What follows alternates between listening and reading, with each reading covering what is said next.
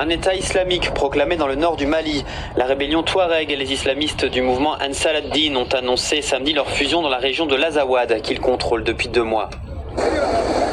Leur protocole d'accord reconnaît notamment le Coran comme source du droit. Il annonce la création d'un conseil transitoire de l'État islamique de l'Azawad. L'unité du Mali est plus que jamais menacée. La frontière se trouve désormais au niveau de la ville de Mopti, les régions de Kidal, Gao et Tombouctou étant passées sous le contrôle des Touaregs et des islamistes. Ils avaient profité de l'instabilité provoquée par le coup d'État du 22 mars dernier pour lancer une offensive.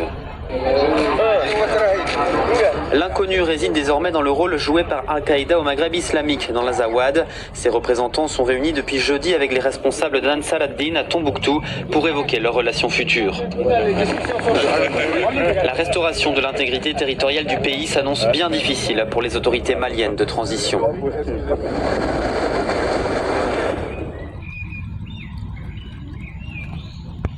Euronews ment. Euronews comme France Info en 2026, Euronews ment en 2012. Cet État islamique de l'Azawad est une fabrication des services secrets français.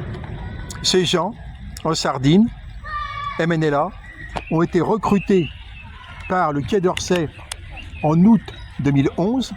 On a les aveux d'un des chefs terroristes, Hama Ag-Mahmoud, sur le site Monde Afrique.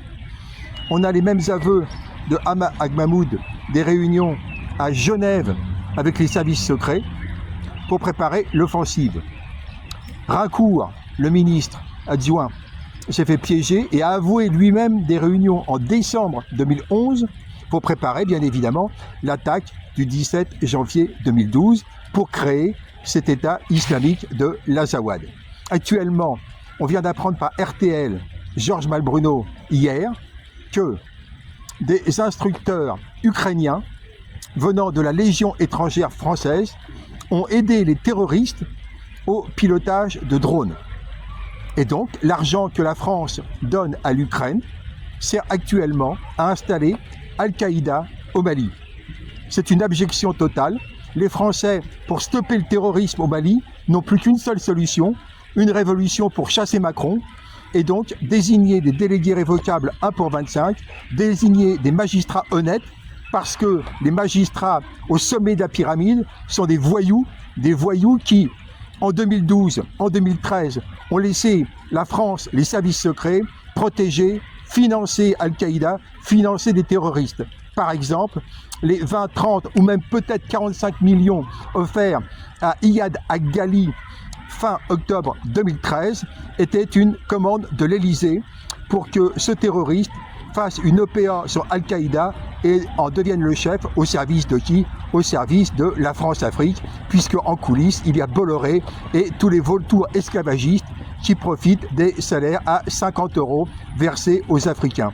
C'est une abjection totale, il faut une révolution en France, comme les Portugais ont eu en 1974 une révolution des œillets pour en finir avec le colonialisme, les Français doivent faire une révolution pour en finir avec le terrorisme de la DGSE, le terrorisme du Quai d'Orsay, le terrorisme de l'Élysée en Afrique. Bien évidemment, moi qui critiquais les militaires, maintenant, je ne les soutiens toujours pas, les militaires AES du Mali, du Burkina Faso et du Niger, je ne les soutiens toujours pas, mais je les défends comme j'ai défendu Allende après le 11 septembre 1973, quand le socialiste Ramolo Allende fut attaqué par la CIA. La situation est exactement la même.